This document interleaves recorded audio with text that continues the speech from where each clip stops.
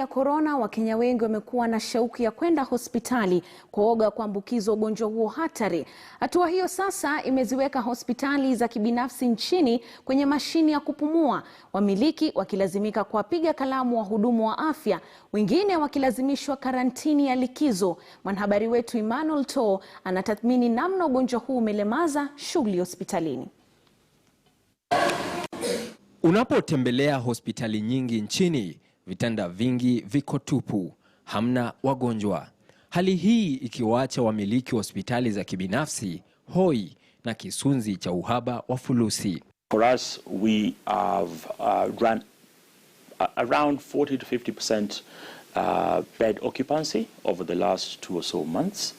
Sababu kuu, Wakenya wanawoga wa kutafuta huduma za kiafya. Before COVID-19, any small thing you rush to hospital, any small thing you rush to hospital. Now, before you take yourself to hospital, the condition has to really be warranting.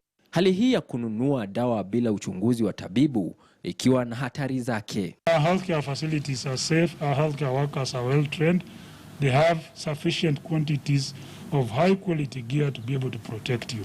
Ingawa hali inaendelea kuimarika kikobe, wafanyakazi wengi hospitalini wamemwaga unga wao, wengi wakiuguza majeraha ya kupunguziwa kipato.